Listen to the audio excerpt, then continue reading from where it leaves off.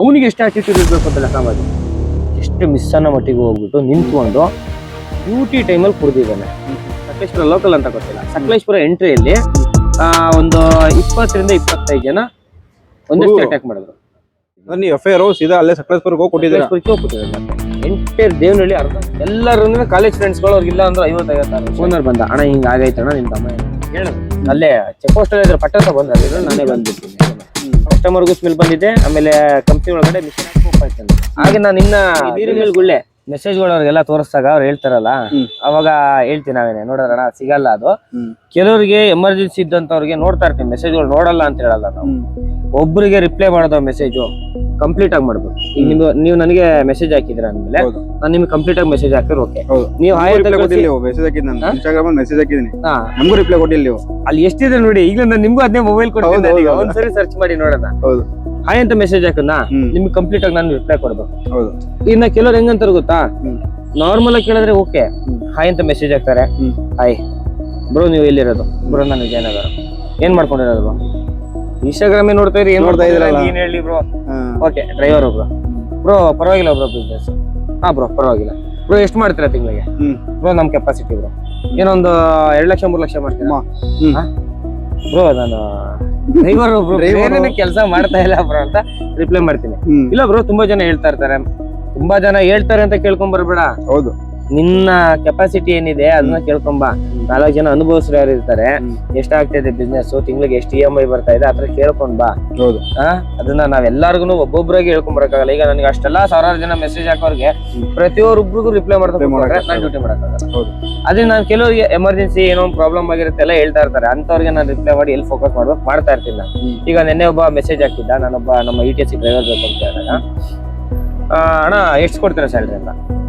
ಅಣ್ಣ 25,000 ಕೊಟ್ಟಿದ್ದಾರೆ ಸ್ಯಾಲ್ರಿ, ಊಟ ತಿಂಡಿ ರೂಮು ನಿಂದಿರುತ್ತೆ. ಅಣ್ಣ ಕಮ್ಮಿ ಆಗ್ಲಿಲ್ವಾ, ಅಣ್ಣ ಡ್ಯೂಟಿ ಮಾಡಿಸ್ತೀವಿ, ಡ್ಯೂಟಿ ಮಾಡೋದ್ರಲ್ಲಿ ನನಗೆ 1,000 ಮಿಕ್ಕಿದ್ರೆ ಡೈಲಿ ಸಾಕಾಗುತ್ತೆ, ನಿಮ್ಗೆ 25,000 ಕೊಡ್ತಾ ಇದ್ದು ನನಗೊಂದು 30,000 ಮಿಕ್ಕಿದ್ರೆ 10,000 ರೂಪಾಯಿ ಗಾಡಿ ಮೇಂಟೆನ್ಸ್ ಕೇಳ್ಬೇಕು. ಹೌದು ಹೌದು, ಮಿನಿಮಮ್ ಅಂದ್ರೆ ಒಂದ್ಸರಿ ಹೋದ್ರೆ ನಮ್ಮ ಟೊಯೋಟಾ ಶೋರೂಮ್ ಒಳಗಡೆ ಬ್ರೇಕ್ ಪ್ಯಾಡ್ ಅದು ಇದು ಅನ್ಕೊಂಡು ಹೋಯ್ತು ಅಂದ್ರೆ 10,000 ಬೇಕು. ಇಲ್ಲ ಅಂದ್ರೆ ಮಿನಿಮಮ್ 5,000 ರೂಪಾಯಿ ಆಯ್ ಸರ್ವಿಸ್ ಅದು ಇದು ಅಂತ 5,000 ರೂಪಾಯಿ ಮಾಡ್ತಾರೆ. ನೀವು 5,000 ದಾಟಿಲ್ಲ, ಹೊರಗಡೆ ಮಾಡ್ಸಿದ್ರೆ ಹೊರಗಡೆ ಮಾಡ್ಸಿದ್ರೆ ಆಗುತ್ತೆ 5,000 ಇಡಬೇಕು. ಲೇಬರ್ ಚಾರ್ಜ್ 2,000 ಬರುತ್ತೆ ಶೋರೂಮ್ ಬಿಟ್ಟರೆ. ನಾನು ಅಣ್ಣ ಯಾವ ತರ ಬೇಕಣ್ಣ, ಅಣ್ಣ ಒಂದು 35,000 ಸ್ಯಾಲ್ರಿ ಕೊಟ್ಟೆ ಅಣ್ಣ, ಡ್ರೈವಿಂಗ್ ಕೆಲಸ ಇದ್ರಲ್ಲಿ ನಾನೇ ಬಂದ್ಬಿಡ್ತೀನಿ. ಏನ್ ಅನ್ಕೊಂಡಿದ್ಯಾ, ನಾನು EMI ಕಟ್ಟಬೇಕು, ನೀನ್ ಸ್ಯಾಲ್ರಿ ಕೊಡ್ಬೇಕು, ನಾನ್ ನಿಕ್ಕಿಸ್ಬೇಕು, ಗಾಡಿ ಮೇಂಟೈನ್ ಮಾಡ್ಬೇಕು, 30,000 ಗಂಟೆನೂ ಕೊಡೋದಿರ್ತಾರೆ ಸ್ಯಾಲ್ರಿ, ಇಲ್ಲ ಅಂತ ಹೇಳಲ್ಲ. ಅದು ಅದೇ ತರ ರೂಲ್ಸ್ ಅಂಡ್ ರೆಗ್ಯುಲೇಷನ್ ಇರುತ್ತೆ, ಡ್ಯೂಟಿನೂ ಅದೇ ತರ ಮಾಡ್ತಾರೆ. ಒಂದು ಡ್ರೈವರ್ ಜೀವನ ಉದ್ದಾರ ಆಗ್ಲಿ ಅನ್ನೋ ಉದ್ದೇಶಕ್ಕೆ ಕೈಯಿಂದಾನೆ 2,000 ಹೋದ್ರು ಪರವಾಗಿಲ್ಲ ಅಂತ ಹಾಕಿಕೊಡೋರು ತುಂಬಾ ಜನ ಇದ್ದಾರೆ. ನಾವು ಆತರ ಫೋಕಸ್ ಮಾಡ್ತೀವಿ. ಕೆಲವರು ಅವ್ರಿಗೆ ಏನು ಅನುಭವನೇ ಇರಲ್ಲ ಅಂತ ಫೋನ್ ಮಾಡ್ಬಿಟ್ಟು ಅಣ್ಣ 35,000 ಕೊಡ್ತೀರಾ, ಈ 35,000 ಅಂದ್ರೆ ಬೆಲೆ ಇಲ್ವಾ? ಇವತ್ತು ಎಷ್ಟೋ ಜನ ನಾವು ಬೆಂಗಳೂರು ಒಳಗಡೆ ನೋಡ್ತಾ ಇದೀವಿ 10 ರಿಂದ 15,000ಕ್ಕೆ ಫ್ಯಾಕ್ಟ್ರಿ ಕೆಲಸಕ್ಕೆ ಹೋಗ್ತಾ ಇದ್ದಾರೆ. ಬೆಳಿಗ್ಗೆ 8 ಗಂಟೆ 9 ಗಂಟೆಯಿಂದ ಸಾಯಂಕಾಲ 5 ಗಂಟೆ 6 ಗಂಟೆವರೆಗೆ ಕೆಲಸ ಮಾಡ್ತಾರೆ. ಅವ್ರದೆಲ್ಲ ಲೆಕ್ಕ ಹಾಕೊಂಡ್ರೆ ಇದು ಡ್ರೈವಿಂಗ್ ಅಂದ್ರೆ ಅಷ್ಟು ಈಸಿ ಅಲ್ಲ. ಹಿಂಗೆ ನೀರಿನ ಮೇಲೆ ಗುಳ್ಳೆ, ಫ್ರಾಕ್ಷನ್ ಆಫ್ ಸೆಕೆಂಡ್ ಏನಾಗುತ್ತೆ ಅನ್ನೋದು ಯಾರು ಇಲ್ಲಿ ಹೇಳಕ್ಕಾಗಲ್ಲ. ನಮ್ಮ ಕಣ್ಣು ಮುಂದೆನೆ ಎಷ್ಟೋ ಜನ ಡ್ರೈವರ್ಗಳಾಗಿರ್ಬೋದು, ಕಣ್ಣು ಮುಂದೆ ಸಾವು ಹಿಂಗ್ ಕಣ್ಣು ಮುಂದೆ ಹಿಂಗ್ ಬಂದು ಹೋಗಿರೋಂಥದ್ದು ಸಿಚುವೇಶನ್ ತುಂಬಾ ಇದೆ. ನಾನು ಎಷ್ಟೋ ಸಾರಿ ನಾನು ನೋಡಿದ್ದೀನಲ್ಲ, ನನ್ನ ಗಾಡಿಲೇನೆ ಎಷ್ಟು ಮಿಸ್ ಅನ್ನೋ ಮಟ್ಟಿಗೆ ಹೋಗ್ಬಿಟ್ಟು ನಿಂತ್ಕೊಂಡು ಗಾಡಿ ಎಳೆದಾಡಿದೀವಿ. ಸರ್ ನಿಮ್ಗೆ ಈ ತರ ಒಂದು ಇವಾಗ ಹೇಳ್ದಲ್ಲ ಈ ತರ ಆಗಿದೆ ಅಂತ ಹೇಳ್ಬಿಟ್ಟು ಒಂದು ಎಕ್ಸ್ಪೀರಿಯನ್ಸ್ ಎಲ್ಲಾದ್ರೂ ಇದು ಆಗಿದ್ಯಾ? ಚಿಕ್ಕಮಂಗ್ಳೂರಲ್ಲಿ ಆಗಿತ್ತು. ಹಿಂಗೆ ಒಬ್ಬ ಇನೋವಾದವನು ಎಲ್ಲೋ ಬರ್ಡೆ ಆಕ್ಚುಲಿ ನಿಲ್ಸಿದ್ರೆ ಸೀರಿಯಸ್ ಆಗಿ ಹೊಡೆದೂಡಷ್ಟು ಕೋಪ ಆಯ್ತು ನನಗೆ. ಹಾಗೆ ನಾನು ಇನ್ನ ವಿಡಿಯೋಸ್ ಅವಾಗಿನ ಜಸ್ಟ್ ಸ್ಟಾರ್ಟ್ ಮಾಡಿದೆ ಅಷ್ಟೇ. ಚಿಕ್ಕಮಂಗ್ಳೂರು ಮೇಡಮ್ 5 ಜನ ಮೇಡಮ್ ಇದ್ದಾರೆ, ಎಲ್ಲ ಆಂಧ್ರದವ್ರು. ಅವ್ರು ಇವತ್ತು ನಂಗೆ ರೆಗ್ಯುಲರ್ ಕಸ್ಟಮರ್.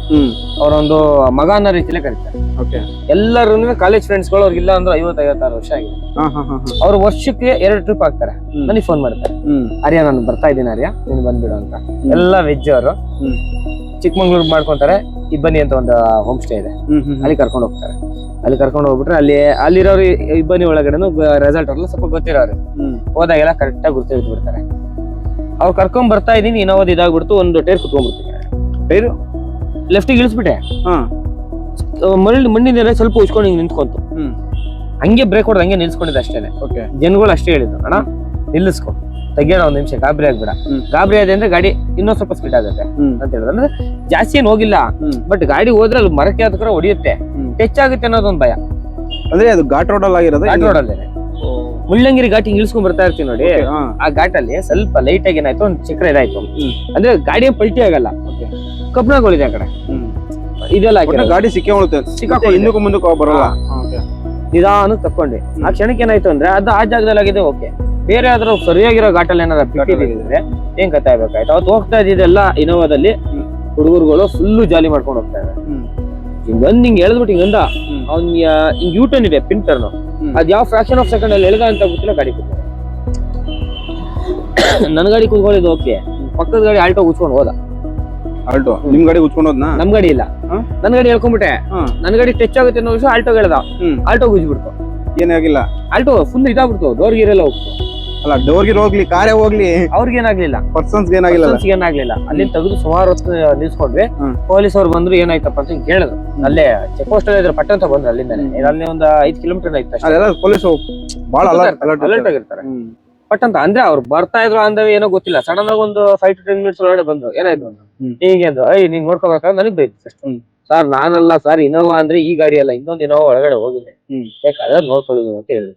ಅವಾಗ ವಾಕಿ ಟಾಕಿಲಿ ಹಿಂಗ್ ಯಾವ್ದೋ ಒಂದು ಇನೋವಾ ಬಂದಿದ್ದು ನೋಡಿ ಅಂತ ಹೇಳಿ ಅಲ್ಲಿ ಮೆಸೇಜ್ ಹಾಕೋದು. ಇನ್ ನಮಗ್ ಕೆಲಸ ಇಲ್ಲ, ನಮ್ಗೇನ್ ಮಾಡ್ಕೊಳಕ್ಕೆ, ನಮ್ದು ಹೆಂಗೋ ಸ್ವಲ್ಪ ಬಚಾವಾಗಿದೆಯಲ್ಲ, ಗಾಡಿ ತಗೊಂಡ್ರೆ ಲೇಡೀಸ್ ಇದಾರೆ, ಅಲ್ಲಿಂದ ಡೈರೆಕ್ಟ್ ಬರ್ತಾನೆ. ಗಾಡಿ ತಗೊಂಡು ಊರಲ್ಲಿ ಜೀವನ ಮಾಡ್ಕೊಂಡಿದಾರ ಇರ್ಬೇಡ್ರಿ ಅಂತೀನಿ ನನ್ನ ಅನುಭವದ ಪ್ರಕಾರ.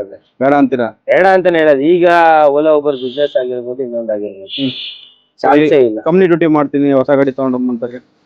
ಈ ಕಂಪ್ನಿ ಡ್ಯೂಟಿಗಳಲ್ಲಿ ನಾವು ಎಲ್ಲಾನು ಹೇಳಕ್ಕಾಗಲ್ಲ. ನಾನೊಂದು VTT ಟ್ರಾವೆಲ್ಸ್ ಅಲ್ಲಿ ನಾನು ಇದ್ ಮಾಡ್ತಾ ಇದ್ದೀನಿ, ಅವರು ನಮ್ಗೆ ಗೊತ್ತಿರೋದ್ರಿಂದ ನಾನೊಂದು ಅಷ್ಟನ್ನ ಅಟ್ಯಾಚ್ ಮಾಡಿ ಅಂತ ಹೇಳ್ತೀನಿ. ಯಾಕಂದ್ರೆ ಪೇಮೆಂಟ್ ನಿಂದ ಏನಾದ್ರು ನಾನು ಜವಾಬ್ದಾರಿ.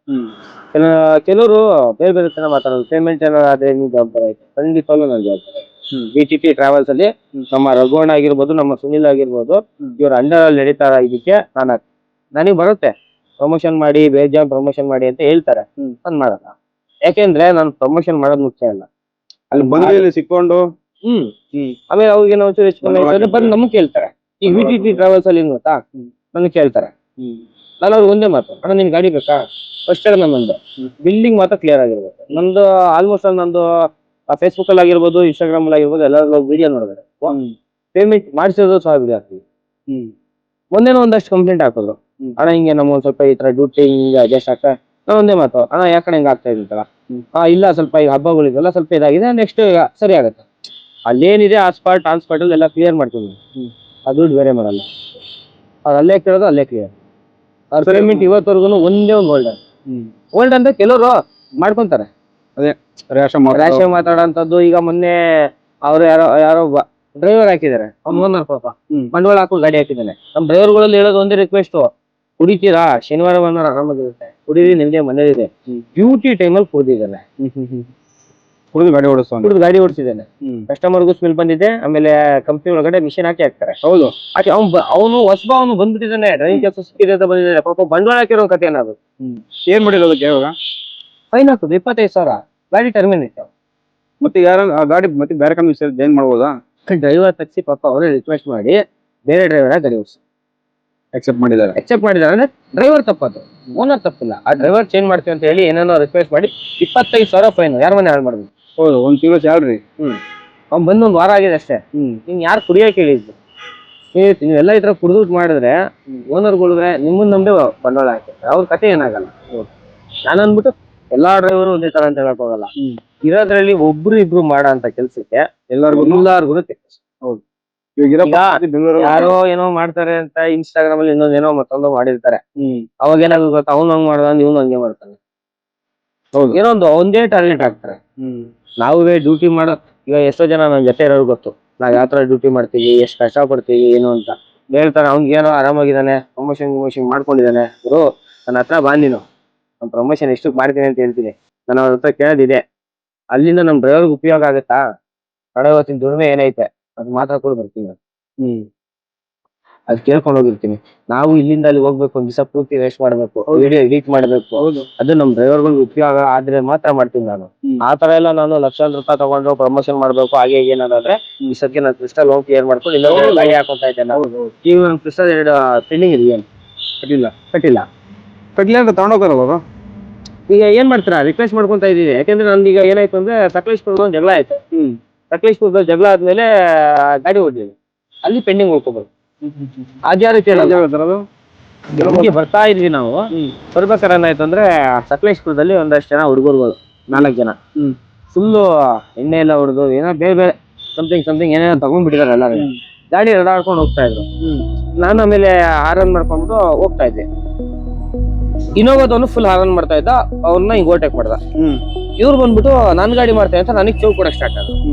ನಾನು ಅದಕ್ಕೆ ಎಲ್ಲ ಸರಿಯಾಗಲ್ಲ, ಕರೆಕ್ಟಾಗಿ ಹೋಗ್ರೆ ಯಾಕೋ ಹಂಗೆ ಹಿಂಗೆ ಅಂತ ನಾನು ನಾರ್ಮಲ್ ಆಗಿ ಮಾತಾಡಿದೆ. ಅದಾದ್ಮೇಲೆ ಗಾಡಿ ಅಡ್ಡ ಹೊಡೆದ್ರು. 4 ಜನನು ಒಂದೇ ಸರಿ ಅಟ್ಯಾಕ್ ಮಾಡಿದ್ರು ನಮ್ಗೆ. ಅಲ್ಲೆಲ್ಲ ಸ್ವಲ್ಪ ಕೈ ಬಾಯಿ ಎಲ್ಲ ಮಿಲಾಯಿಸಿದಾಯ್ತು ಅಲ್ಲೂ ಸ್ವಲ್ಪ 4 ಜನದಲ್ಲಿ. ಅದಾದ್ಮೇಲೆ ಸಕಲೇಶ್ಪುರಕ್ಕೆ, ಅವ್ರು ಸಕಲೇಶ್ಪುರ ಲೋಕಲ್ ಅಂತ ಗೊತ್ತಿಲ್ಲ, ಸಕಲೇಶ್ಪುರ ಎಂಟ್ರಿಯಲ್ಲಿ ಒಂದು 20 ರಿಂದ 25 ಜನ ಒಂದೇ ಅಟ್ಯಾಕ್ ಮಾಡಿದ್ರು ನಿಮ್ಮ ಮೇಲೆ. ನನ್ ಮೇಲೆ. ನೀವು ಒಬ್ನೇ. ಹೆಂಗೆ ಸರ್ ಮತ್ತೆ ಏನ್ ಮಾಡ್ಕೊಟ್ರಿ ಇವಾಗ ನೀವು? ಏನಂದ್ರೆ ಈಗ ಎಫ್ಐಆರ್ ಆಗಿದೆ ಎಲ್ಲಾರ್ದು, ಪ್ರತಿಯೊಬ್ಬರದ್ದು ಫೋಟೋ ಗಿಟೋ ಎಲ್ಲ ತಗೊಂಡಿದೀನಿ. ಅವರೇ ಒಂದು ವಿಡಿಯೋ ಹಾಕ್ಬಿಟ್ಟು ಇವ್ನಿಗೆ ಹುಡುಗಿ ರೇಗ್ಸಕ್ ಬಂದಿದ್ದ, ಅದರಿಂದ ನಾವು ಹೊಡೆದಿದೀವಿ ಅಂತ ಪಬ್ಲಿಸಿಟಿ ಮಾಡಿದ್ರು. ನಾನು ಅದನ್ನ ಮತ್ತೆ ನಂದ್ರಲ್ಲಿ ಒಂದು ವಿಡಿಯೋ ಬಿಟ್ಟಿದ್ದೆ, ಸ್ಟೇಷನ್ ಇಂದೆಲ್ಲ ಇದು ಬಂದಿತ್ತು. ಆ ಹುಡುಗಂಗೆ ನಾನು ಹೇಳ್ದೆ ಓನರ್ಗೆ, ಅಣ್ಣ ನೋಡು ಹಿಂಗ್ ಮಾಡಿದ್ದಾರೆ ನನ್ನ ವಿಡಿಯೋನ, ಅವ್ರು ಯಾರಿದಾರೆ ಅವ್ರ ಹತ್ರ ಡಿಲೀಟ್ ಮಾಡಿಸು, ಇಲ್ಲಾಂದ್ರೆ ನಾನು ನಂದೇನೈತೆ ನಿನ್ ಗಾಡಿ ಎಲ್ಲ ಫೋಟೋ ಹಾಕ್ಬಿಟ್ಟು ನಂದು ಏನೈತೆ ಪ್ರೆಸೆಂಟ್ ನಾನು ವಿಡಿಯೋ ತಗೊಂಡಿದ್ದೀನಿ, ಲೈವ್ ಶೂಟ್ ತಗೊಂಡಿದ್ದೀನಿ ನಾನು ಆಲ್ರೆಡಿ. ಹಿಂಗ್ ಮಾಡ್ತಾ ಇದ್ರೆ ಈ ಗಾಡಿ ಪ್ರೂಫ್ ಎಲ್ಲ ಇತ್ತು, ಹಿಂಗ್ ಮಾಡ್ತೀನಿ ಅಂತ ಹೇಳ್ದೆ. ಅವನು 4,000 ತಲೆ ಕೆಡಿಸ್ಕೊಳ್ಳಲ್ಲ. ಅದೇನಾಗ್ಬಿಡ್ತು, ನನ್ನ ಬ್ಲಾಕ್ ಲಿಸ್ಟ್ ಹಾಕ್ಬಿಟ್ಟು ಅವ್ನ್ ವಿಡಿಯೋ ಶೇರ್ ಮಾಡಕ್ ಸ್ಟಾರ್ಟ್ ಮಾಡ್ದ. ನನಗೆ ವಿಡಿಯೋಸ್ ಇಲ್ಲ ಅಂದ್ರೆ 1,000 ಜನ ಕಳಿಸಿದ್ದಾರೆ, ಅದು ನನಗೆ ಓಪನ್ ಆಗ್ತಾ ಇಲ್ಲ.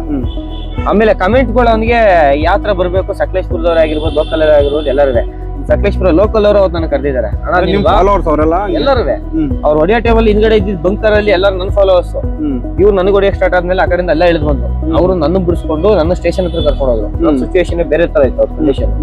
ಅದಾದ್ಮೇಲೆ 2 ತಿಂಗಳು ನನ್ನ ಮನೇಲಿ ಮಾಡಿದ್ವಿ. ಡ್ಯೂಟಿ ಮಾಡಿಲ್ಲ 2 ತಿಂಗಳು. ಸರಿ ಆಯ್ತು, ಗಲಾಟೆ ಮಾಡ್ಕೊಳ್ತಿಲ್ಲ, ಆಯ್ತು ಪೊಲೀಸ್ ಸ್ಟೇಷನ್ ಹೋಗ್ತೀರಾ, FIR ಯಾವ ತರ ಮಾಡೋ ಸರ್ ನೀವು ಕಂಪ್ಲೇಂಟ್ ಕೊಡ್ತೀರಾ? ಏನಾಯ್ತು ಗೊತ್ತಾ, ಸ್ಟಾರ್ಟಿಂಗ್ ಅಲ್ಲಿ ಓನರ್ ಬಂದ, ಅವನು ನಮಗೆ ಅವ್ರು ಓನರ್, ಅವ್ರದ್ದು ಎಲ್ಲೋ ಬೋರ್ಡೆ ಗೂಡ್ಸ್ ಗಾಡಿ. ಓನರ್ ಬಂದ, ಅಣ್ಣ ಹಿಂಗ ಆಗೈತಣ್ಣ ನಿಮ್ ದಮ್ಮ ಅಂತ ಬಿಡಿಸ್ಕೊಡ್ತೀನಿ ಅಂತ. ಸರಿ ಆಯ್ತು ಕಣಪ್ಪ, ಗಾಡಿ ರೆಡಿ ಮಾಡಿಸ್ಕೊಡು, ನಾನು ಟ್ರೀಟ್ಮೆಂಟ್ ಏನೈತೆ ಟ್ರೀಟ್ಮೆಂಟ್ ಅಮೌಂಟ್ ಕೊಡೋದಾಗ 30,000 ಟ್ರೀಟ್ಮೆಂಟ್ ಅಮೌಂಟ್ ಗಾಡಿ ರೆಡಿ ಮಾಡಿಸ್ಕೊಡೋದು ಅಂತ ಮಾತುಕತೆ ಆಯ್ತು. ಅರೆ ಗಾಡಿ ರೆಡಿ ಮಾಡ್ಸಕ್ಕೆ ನನಗೆ 30,000 ಟ್ರೀಟ್ಮೆಂಟ್ಗೆ, ಅಂದ್ರೆ ಫುಲ್ ಕೈಯೆಲ್ಲ ಇದಾಗ್ಬಿಟ್ಟಿದೆ. ಅವ್ರು ಅಷ್ಟೊಂದು ಹೊಡೆದ್ಬಿಟ್ಟಾರೆ. 25 ಜನ ಏಕೈಕ ಅಟ್ಯಾಕ್ ಮಾಡ್ತಾರೆ ಅಂತ ಒಂದ್ಸತಿ ಅರ್ಥ ಮಾಡ್ಕೊಳ್ಳಿ. ಯಾರ್ಯಾರಿಗೆ ಎಲ್ಲೆಲ್ಲಿ ಹಿಡಿಯೋಣ ನಾನು. ಅಲ್ಲ ಅಟ್ಲೀಸ್ಟ್ ಒಬ್ರು ಮಾತಾಡೋದ್ರ ಗಾಡಿನೇ ಫುಲ್ ಚಿಂದಿ ಸಾಕಿದ್ದಾರೆ. ಫುಲ್ ಡ್ಯಾಮೇಜ್ ಗಾಡಿ ಎಲ್ಲ ಫುಲ್ ಡ್ಯಾಮೇಜ್. ಗ್ಲಾಸ್ ಇಂದ ಹಿಡಿದು ಬಾನೆಟ್ ಮೇಲೆಲ್ಲ ಹತ್ತಿ ಎಲ್ಲಾನು ಮುರಿದಾಕ್ತಿದ್ದಾರೆ ಹಿಂದ್ಗಡೆನೆಲ್ಲ ಒದ್ದು. ನಾನು ಅದು ಓಕೆ ಅಂದ್ಬಿಟ್ಟು ಅವ್ರು ಕಾಂಪ್ರಮೈಸ್ ಅಂದ್ಬಿಟ್ಟು ಹೋದೆ. ಅವನಿಗೆ ಎಷ್ಟು ಆಟಿಟ್ಯೂಡ್ ಇರ್ಬೇಕು ಅಂತ ಲೆಕ್ಕ ಮಾಡಿ. ಸೈಲೆಂಟ್ ಆಗಿದ್ದ ಓನರ್. ಇಲ್ಲಿ ಪೊಲೀಸ್ ಅವ್ರಿಗೂ ನಾನು ಹೇಳೋದು ಒಂದೇ ಮಾತು, ಎಲ್ಲರೂ ಒಂದೇ ತರ ಇರಲ್ಲ. ಕೆಲವರು ಅವ್ರ ಕಡೆ ಪರವಾಗಿಲ್ಲ. ಏನಂತ ಹೇಳಿದಾರೆ, ಮಾಡಿಸ್ಕೊಡ್ತೀನಿ ಅಂತ ಒಂದ್ ಕಡೆ ಗಾಡಿ ನಿಲ್ಸು, ಆಮೇಲೆ ನೋಡೋಣ ಅಂತ ಹೇಳ್ಬಿಟ್ಟು ನಿಲ್ಸಿಸ್ಬಿಟ್ಟಿದ್ರು ಗಾಡಿನ. 20 ದಿವಸ ಆಗಿತ್ತು. ನಾನು ಮತ್ತೆ ಹೋಗಿ FIR ಮಾಡ್ಲಾ ಅಂದ್ರೆ FIR ತಗೊಳಲ್ಲ. ಪಾಪ ಅಲ್ಲಿ ಇದ್ದಂಥವ್ರು, ನನಗೆ ಗೊತ್ತಿರೋಂಥವ್ರು 1-2-3 ಜನ ಪೊಲೀಸವರು ತುಂಬಾ ಒಳ್ಳೆಯವರು. ಇವ್ರಿಗೆ ಯಾರು ಗೊತ್ತಿರೋ ಗೊತ್ತಿಲ್ಲ, ಏನೋ ಹೇಳ್ಕೊಟ್ಟಿರ್ತಾರೆ, ನೀನ್ ರೆಡಿ ಮಾಡಿಸ್ಬೇಡ, ಆಮೇಲೆ ಇಲ್ಲಿ FIR ತಗೊಳಲ್ಲ, ಅಲ್ಲಿ ಕ್ಲೋಸ್ ಆಗೋಗುತ್ತೆ, ತಲೆ ಕೆಡಿಸ್ಕೊಬೇಡ ಅಂತ ಹೇಳ್ಬಿಟ್ಟಿದ್ದಾರೆ.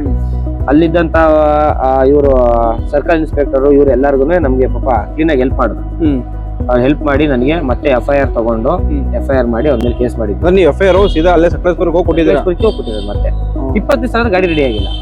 ಗಾಡಿಯಲ್ಲಿ ಬಿಟ್ಟಿದೆ ಅವಾಗ ಗಾಡಿ ಬಂದು ದೇವನಹಳ್ಳಿ ಬಿಟ್ಟಿದ್ದಾರೆ. ನನಗೆ ಗೊತ್ತಿಲ್ಲ ಆ ಗ್ಯಾರೇಜ್ ಎಲ್ಲಿದೆ ಅಂತ. ಎಂಟೇರ್ ದೇವನಹಳ್ಳಿ ಅರ್ಧ ದಿವಸ ಹುಡುಕ್ಬಿಟ್ಟು ಗಾಡಿ ಹುಡುಕಿ. ನನಗೆ ಗೊತ್ತಿರೋರೊಬ್ಬ ರವಿ ಅಂತ ದೇವನಹಳ್ಳಿ, ನನ್ನ ಫಾಲೋವರ್ಸ್ ಆಕ್ಚುಲಿ ಸ್ಟಾರ್ಟಿಂಗ್ ಅಲ್ಲಿ. ನಾನು ಅಣ್ಣ ನಿಮ್ ಗಾಡಿ ಇಲ್ಲಿ ಇದೆ ಅಂತ ಹೇಳಿದ. ಅವ್ನ ನಂಬರ್ ನಾನು ಸೇವ್ ಮಾಡಲಿಲ್ಲ. ಮಾಮೂಲಿ ಕಾಲ್ ಬರ್ತಾ ಇರ್ತಲ್ಲ, ಅದಕ್ಕೆ ನಾನು ಏನು ಇದು ಮಾಡಿರ್ಲಿಲ್ಲ. ಆಮೇಲೆ ಅವನ್ನೆಲ್ಲ ಕಾಂಟ್ಯಾಕ್ಟ್ ಮಾಡಿ ಎಲ್ಲಿದೆ ಗಾಡಿ ಅಂತ ಹುಡುಕೊಂಡು ಹೋಗಿ ಅಲ್ಲಿ ಗಾಡಿಗೆ ಏನು ಮಾಡಿಲ್ಲ. ಆ ದೇವನಹಳ್ಳಿ ಇರೋನು ಹೆಂಗ್ ಮಾಡಿದ್ದಾನೆ ಅಂದ್ರೆ, ನನಗೆ ಜಸ್ಟ್ ಹಿಂದ್ಗಡೆ ಒಂದು ಡಿಕ್ಕಿ ಟಿಂಕರಿಂಗ್ ಮಾಡೋದಕ್ಕೆ 9,000 ದುಡ್ಡು ಕಿತ್ಕೊಂಡ.